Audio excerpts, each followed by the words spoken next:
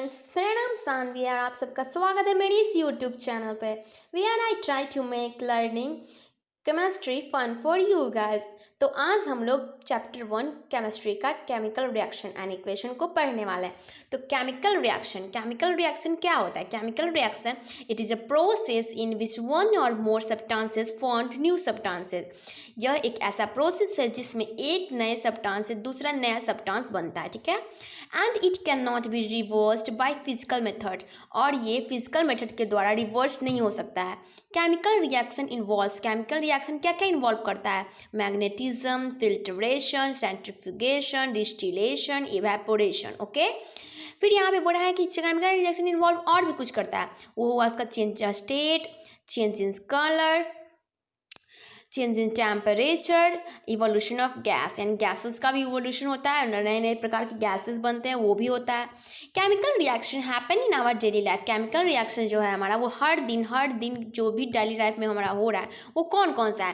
पहला है digestion of food का डाइजेशन जो होता है, भोजन का पचना, वो है हमारा। रिस्पायरेशन, सांस लेते हैं हम लोग, जो हो गया हमारा रिस्पायरेशन। दूसरा प्रोसेस रस्टिंग ऑफ आयरन, जो लोहे जो होते हैं उनमें जंग लग जाती है, वो भी क्या है हमारा? वो भी डेली लाइफ का एक केमिकल रिएक्शन है, लोहे पर जंग लगना।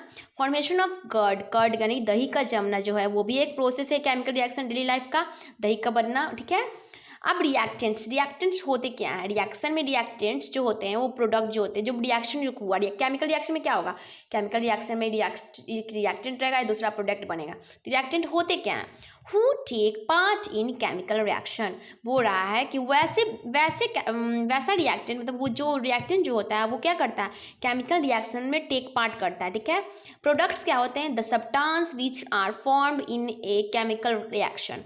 बोल रहा है कि प्रोडक्ट्स वैसे जो होते हैं वो प्रोडक्ट्स वो चीज़ हैं जो सब्सटेंस जो होता है वो फॉर्म करता है केमिकल रिएक्शन में।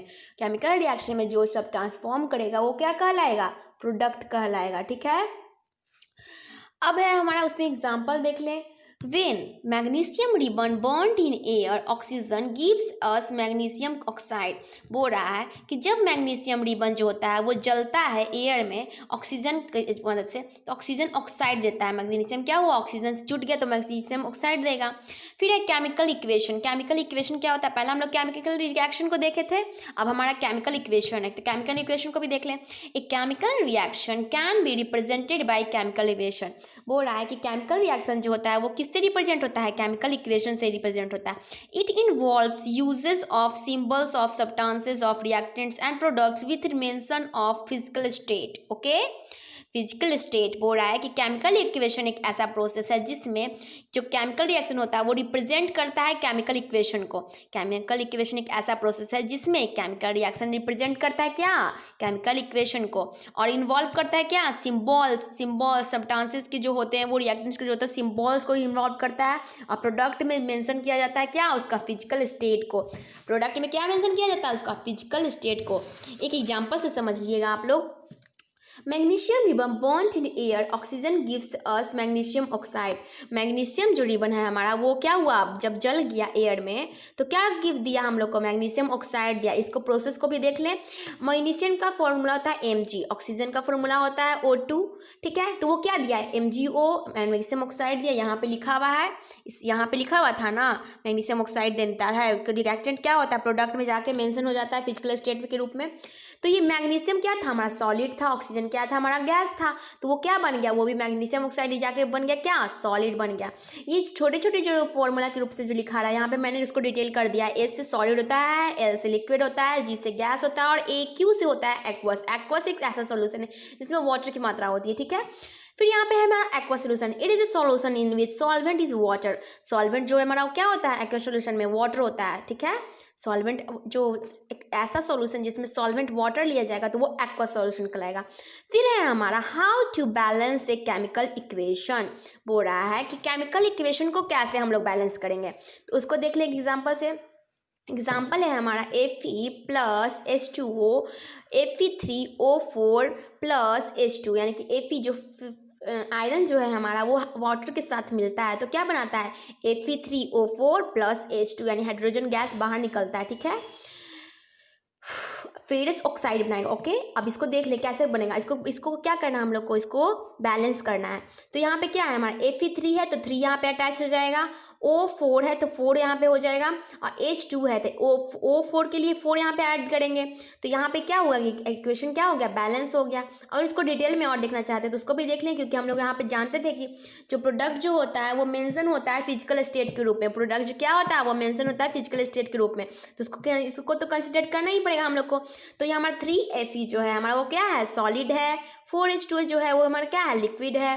Fe3O4 क्या हो गया, हमारा सॉलिड हो गया। ये जो फेरस ऑक्साइड जो बना वो क्या हो गया, सॉलिड जो हो गया, और हाइड्रोजन क्या हो गया, गैस हो गया। ओके, फिर यहाँ पे लिखा है 2MgO plus O2 is equal to 2MgO, यानी कि कह रहा है यहाँ पे अगर ऑक्सीजन 2 है तो यहाँ पे भी तो 2 ऑक्सीजन लगना ही चाहिए हम लोग को। यहाँ पे MgO जो एक यहाँ पे इक्वेशन जो बना हमारा MgO, Mg प्लस O2 से MgO बना था हमारा, तो यहाँ पे क्या होगा, 2MgO होगा ना, 2 ऐड तो करना ही पड़ेगा ऑक्सीजन के लिए। तो अगर 2 ऐड करते हैं तो Mg भी 2 हो जाता है, तो यहाँ पे 2 आगे भी ऐड करेंगे, तो फिर से उसको इक्वेशन को लिख लें 2Mg, ये हो गया हमारा सॉलिड, O2 हमारा गैस हो गया, 2MgO जो हमारा वो भी सॉलिड हो गया। तो यहाँ पे कुछ दिया हुआ है उसको भी कंसिडर कर ले। एलिमेंट नेम जो है हमारा फेरस है, सॉरी आयरन है, हाइड्रोजन है और ऑक्सीजन है। ओके, तो रिएक्टेंट कितने कितने हैं, हाइड्रोजन के 8 रिएक्टेंट हो गए, हाइड्रोजन के कितने रिएक्टेंट हो गए, 8 हो गए। यहाँ पे 4 और 2 है, 3 को मल्टीप्लाई कर तो 8 होगा ना, 8 रिएक्टेंट हो गए। और आयरन को कितने हो गए, आयरन के 3 हो गए। ऑक्सीजन के कितने हो गए, ऑक्सीजन के 4 हो गए। तो प्रोडक्ट में कितना बन रहा है, प्रोडक्ट में भी तो नहीं बन रहा है, तो प्रोडक्ट में भी उसको लिखेंगे। तो फिर आयरन का कितना हो गया 3, हाइड्रोजन का कितना हो गया 8, ऑक्सीजन का कितना होगा 4। ओके, फिर है हमारा why do we need to balance a chemical equation, बोल रहा है कि हम लोग को क्यों ज़रूरत पड़ती है केमिकल इक्वेशन को बैलेंस करने के लिए। तो उसको देख ले पहले, law of conservation of mass matter, mass को मैटर भी कह सकते हैं, can be neither be created nor be destroyed in a chemical reaction. बोल रहा है कि जो कंजर्वेशन ऑफ मास का जो लॉ है उसमें क्या कहा जाता है कि जो मास जो है हमारा ना बनाया जा सकता है उसको, और ना बर्बाद किया जा सकता है। तो उसी तरह से जो केमिकल रिएक्शन भी होता है वो भी वही है, उसको नहीं बना सकते हैं। इन एक केमिकल रिएक्शन में क्या करते हैं, मास मैटर को ना बना सकते हैं और ना बर्बाद कर सकते हैं। ठीक है, फिर यहाँ पे हमारे so number of elements involve, इसीलिए बहुत सारे नंबर ऑफ एलिमेंट्स को इन्वॉल्व करते हैं इन केमिकल रिएक्शन में शुड रिमेन सेम एट, वो सेम रहते हैं कैसे, रिएक्टेंट और प्रोडक्ट साइड में सेम रहते हैं कैसे, रिएक्टेंट और प्रोडक्ट साइड में। फिर हमारा टाइप्स ऑफ केमिकल रिएक्शन के कितने टाइप होते हैं उसको भी देख लें। कॉम्बिनेशन रिएक्शन करने का मतलब क्या है, द रिएक्शन इन विच 2 और more reactants combine to form a single product. बोल रहा है कि कॉम्बिनेशन रिएक्शन एक ऐसा रिएक्शन है जिसमें जो दो से ज़्यादा रिएक्टेंट कंबाइन करके एक सिंगल प्रोडक्ट बनाते हैं, 2 से ज़्यादा रिएक्टेंट कंबाइन करके एक सिंगल प्रोडक्ट का निर्माण करते हैं, वो हमारा क्या है, कॉम्बिनेशन रिएक्शन। एग्जाम्पल से आप समझ लें, ए और बी है जो हमारा क्या है, रिएक्टेंट है, वो क्या बनाया, एक सिंगल प्रोडक्ट बनाया AB। ठीक है, अब यहाँ पे देखिए बर्निंग ऑफ कोयल का बढ़ना क्या है, वो भी एक एग्जाम्पल है कॉम्बिनेशन रिएक्शन का। कैसे, उसको देख लें। यहाँ पे जो C है वो हमारा क्या हुआ, कार्बन हो गया, तो वो सॉलिड। C है जो क्या हो गया हमारा, वो कार्बन तो सॉलिड में लिया गया है। ऑक्सीजन क्या बोले, गैस में गया, तो CO2 जो बन गया वो भी क्या बन गया, गैस बन गया। ओके, फिर ये हमारा फॉर्मेशन ऑफ वाटर जो है हमारा वो फॉर्मेशन अगर जब लेता है तो क्या होता है, हाइड्रोजन का 2 मॉलिक्यूल गैस में होता है, ऑक्सीजन का 2 मॉलिक्यूल गैस में होता है, तो वो हाइड्रोजन क्या बनाता है, मतलब सॉरी वाटर क्या बनाता है, वो लिक्विड में बनाता है। अब है हमारा डीकम्पोजिशन रिएक्शन क्या होता है, उसको भी देख लें। In this reaction A compound splits into 2 or more substances is called decomposition reaction। बोल रहा है कि ऐसा रिएक्शन जिसमें कंपाउंड जो होता है वो टूट कर 2 से ज़्यादा सब्सटेंस में बनता है वो हमारा डीकम्पोजिशन रिएक्शन होता है। कहने का मतलब क्या है,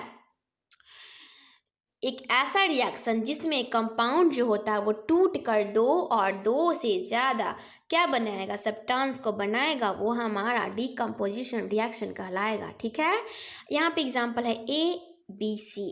ए जो है हमारा वो B और C को बना रहा है, तो वो क्या हो गया, डिकम्पोजिशन रिएक्शन हो गया। उसका कुछ और भी है, थर्मल डिकम्पोजिशन होता है, इलेक्ट्रोलाइटिकल डिकम्पोजिशन होता है, फोटोलाइसिस डिकम्पोजिशन होता है। थर्मल मीन्स वाटर का इंटेक करके उसको तोड़ मरोड़ के बनाएगा, डिकम्पोजिट करेगा, वो हो गया थर्मल डिकम्पोजिशन। इलेक्ट्रोलाइसिस करने का, इलेक्ट्रोलाइसिस का प्रोसेस तो आप लोग पढ़े ही होंगे फिजिक्स में, तो इलेक्ट्रोलाइटिक जो डिकम्पोजिशन होता है वो इलेक्ट्रोलाइटिक डिकम्पोजिशन क्या है, डिकम्पोजिशन रिएक्शन में आता है।